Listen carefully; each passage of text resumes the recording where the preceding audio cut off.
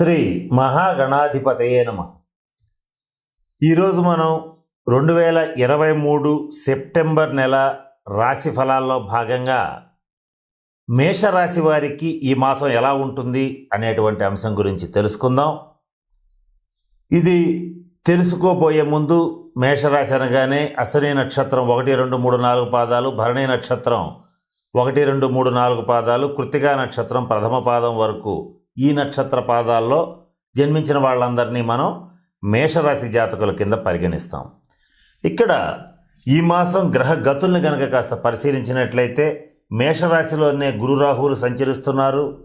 లాభస్థానంలో శని, రాశ్యాధిపతి అయినటువంటి కుజుడు షష్ఠ స్థానంలో ప్రవేశించి ఈ మాసం అంతా సంచరిస్తున్నాడు. చతుర్థంలో శుక్రుడు, పంచమంలో రవి బుధులు సంచరిస్తున్నారు. ఈ గ్రహగతులన్నీ కూడా ఈ ద్వాదశ రాశుల్లోకి మేషరాశి వారిని మంచి అదృష్టవంతుల్ని చేస్తున్నాయి. ఏ రంగాల్లో వీళ్ళకి బాగా కలిసి వస్తుంది, ఏ రంగాల్లో ఉన్నటువంటి మేషరాశి వారికి మరింత కలిసి వస్తుంది అనేటువంటి అనేక అంశాల గురించి ఇప్పుడు కూలంకషంగా తెలుసుకోవటానికి ప్రయత్నం చేద్దాం. మొట్టమొదట ఈ మేషరాశి వారికి జన్మరాశిలో సంచరిస్తున్నటువంటి గురుగ్రహ సంచారం ఏదైతే ఉంటుందో అది వీళ్ళకి అద్భుతమైన ఫలితాలు ఇస్తోంది. ఎటువంటి శుభ ఫలితాలు ఇస్తోందంటే, ఎవరైతే ఈ మేషరాశి వారు ఆర్థిక పరమైనటువంటి అంశాల్లో ముందంజ వెయ్యాలనుకుంటారో, ఆర్థికంగా రావాల్సినటువంటి బకాయిలు రావాలని కోరుకుంటారో వారికి ఈ మాసం గురుగ్రహ స్థితి ఏదైతే ఉందో అది అనుకూలంగా ఉంది. అంతేకాకుండా ఎవరైతే మేషరాశి వారు ఉంటారో, వివాహ ప్రయత్నాలు చేసేవారు ఉంటారో వాళ్ళకి వివాహ ప్రయత్నాలన్నీ కూడా అనుకూలంగా ఉంటాయి. ఒకవేళ వివాహితులు ఎవరైనా ఉంటే వారి ఇంట్లో ఈ గురుగ్రహ అనుగ్రహ రీత్యా శుభకార్యాలు తప్పనిసరిగా జరుగుతాయి.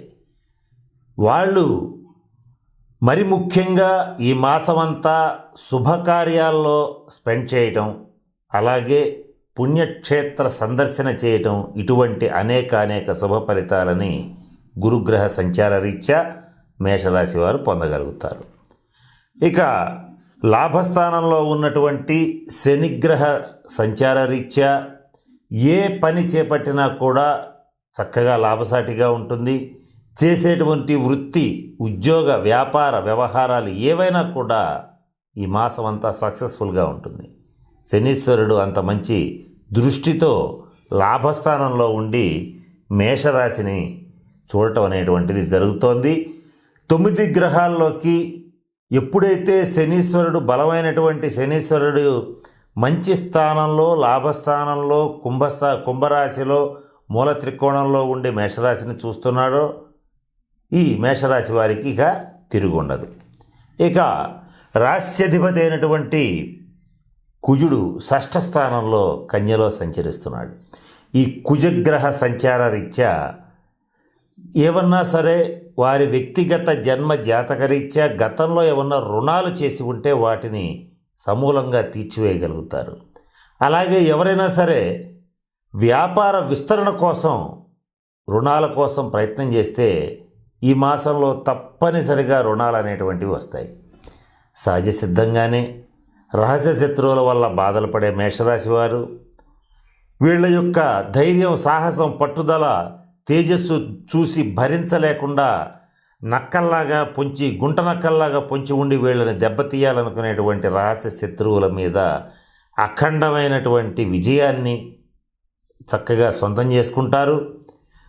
వారిని ఎంతలో ఉంచాలో అంతలో ఉంచి వారికి తగినటువంటి గుణపాఠం కూడా నేర్పుతారు. దండం దశగుణం భవేత్. మేషరాశి వారు బాగా తప్పులు చేసినటువంటి శత్రువులు ఎవరైతే ఉంటారో వాళ్ళని ఈ మాసం దండించడానికి కూడా వెనుకాడరు. అటువంటి పరిస్థితులు, అటువంటి పరాక్రమోపేతమైనటువంటి నిర్ణయాలు తీసుకునేటువంటి పరిస్థితులు ఇవన్నీ ఉన్నాయి. అయితే ధైర్య సాహసే లక్ష్మి అన్నారు, కానీ అట్లాగే మన పెద్దవాళ్ళు దీని పక్కన ఇంకొక మాట కూడా చెప్పారు. ఎవరైతే ధైర్యం చేస్తారో వాళ్ళకి లక్ష్మీదేవి లభిస్తుంది, కాబట్టి మీరు ఈ మాసం ఏ పనైనా ధైర్యంగా చేయొచ్చు. కానీ దాని పక్కనే పెద్దవాళ్ళు ఇంకో మాట ఏం చెప్పారంటే, అతి సాహసం కూడా పనికిరాదని చెప్పారు. అంటే కాలం కలిసి వస్తుంది కదా అని మీదు మిక్కిలి అనవసరమైనటువంటి వివాదాల జోలికి పోవద్దు. మరి ముఖ్యంగా స్త్రీ మూలక వివాదాల నుంచి మేషరాశి వారు దూరంగా ఉండటం అనేటువంటిది మరి ముఖ్యంగా చెప్పదగిన సూచన. కోర్టు కేసుల రీత్యా కానీ, మధ్యవర్తి పరిష్కారాల రీత్యా కానీ, భూ సంబంధ వివాదాల రీత్యా కానీ ఉన్నటువంటి వివాదాలు కానీ, వ్యవహారాలు కానీ ఈ మాసం తప్పనిసరిగా ఒక కొలిక్కి వస్తాయి. ఎవరైతే భూమిని నమ్ముకుని వ్యాపారం చేస్తారో, ఎవరైతే అంటే రియల్ ఎస్టేట్ కావచ్చు, రియల్ ఎస్టేట్ రిలేటెడ్ బిజినెస్లు చాలా ఉంటాయి. ఏంటంటే సిమెంట్, ఐరన్, అలాగే ఎలక్ట్రిక్ ఐటమ్స్, ఇంటి భవన నిర్మాణ సామాగ్రికి సంబంధించినటువంటి వ్యవహారాలు, వృత్తులు చేసేటువంటి వాళ్ళందరికీ కూడా ఈ మాసం ఆర్థికంగా పరిపుష్టిగా ఉంటుంది, ఎదురుండదు. అటువంటి శుభ ఫలితాలన్నీ కూడా ఈ మాసం మీకు లభిస్తున్నాయి. సంతాన విషయంలో ఒక మంచి శుభవార్త వింటారు. ముఖ్యంగా పురుష సంతానం వాళ్ళ యొక్క అభివృద్ధి చూసి చాలా గర్వపడతారు. వాళ్ళ పురోభివృద్ధి కోసం మీరు చేయవలసిన పనులన్నీ కూడా చేస్తారు. ఈ మాసం అంతా చక్కగా పాజిటివ్ దృక్పథంతో ముందుకు దూసుకు వెళ్ళగలుగుతారు. ఇక్కడ సహజ సిద్ధంగానే మేషరాశి వారికి ఎన్ని ఆటంకాలు ఎదురైనా మంచి పాజిటివ్ దృక్పథం అనేటువంటిది తగ్గదు.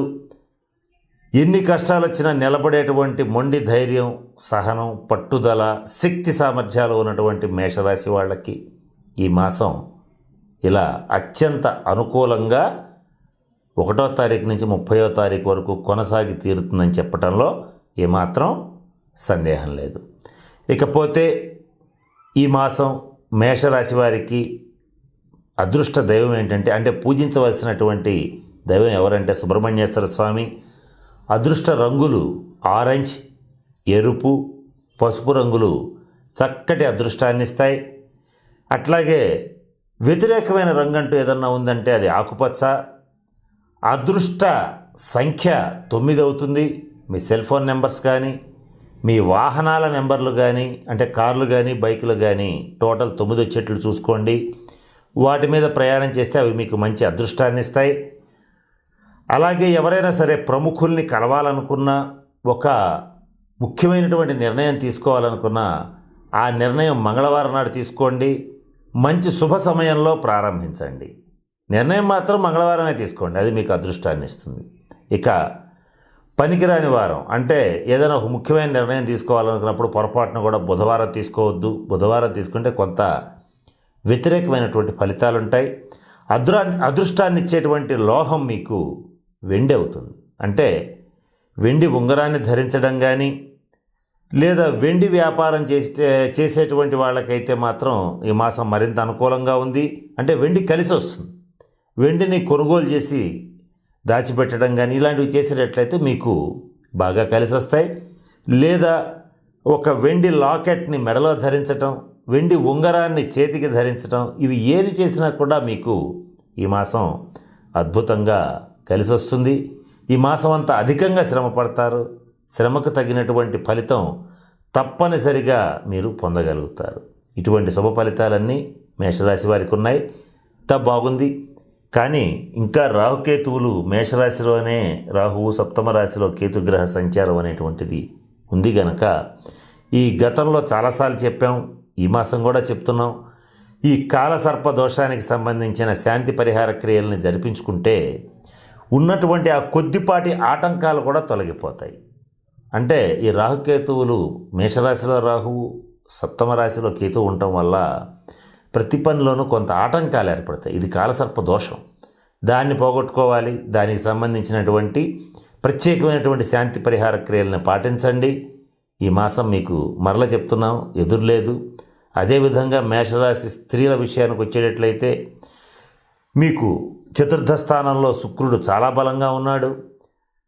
ఈ మేషరాశి స్త్రీలకి ఈ మాసం స్థిర చరాస్తులు అంటే భూములు, ప్లాట్లు, పొలాలు కానీ, వాహనాలు కానీ కొనుగోలు చేసే అవకాశాలు మీ పేరు మీద కొనుగోలు చేస్తే బాగా కలిసి వస్తుంది కనుక ఆ దిశగా అడుగులు వేయండి. దీని విషయంలో ఏం చేస్తే ఏమవుతుందని ఆందోళన చెందాల్సిన అవసరం లేదు. అంతా బాగుంది. మేషరాశి వారు ఎవరైతే 40-45 సంవత్సరాలు దాటినటువంటి వాళ్ళు ఉంటారో వాళ్ళు జీవిత భాగస్వామి విషయంలో మాత్రం, అంటే వారి ఆరోగ్య విషయంలో మాత్రం కొంచెం జాగ్రత్త వహించండి. కొంత ఇబ్బందులు వచ్చే అవకాశం ఉంటుంది. అటువంటి ఇబ్బందులు ఏర్పడితే తక్షణం వైద్య సదుపాయం తీసుకోండి. అదేవిధంగా తగిన శాంతి పరిహార క్రియలు వారి వారి జన్మ జాతకరీత్యా చేసుకోవటం అనేటువంటిది ముఖ్యంగా చెప్పదగిన సూచన. కనుక నేను చెప్పినటువంటి అన్ని అంశాలని దృష్టిలో పెట్టుకుని మేషరాశి వారు చక్కగా అష్టైశ్వర్యాలతో భోగభాగ్యాలతో ఉండాలని మనస్ఫూర్తిగా పరమేశ్వరుని ప్రార్థిస్తూ సెలవు తీసుకుంటున్నాను. స్వస్తి.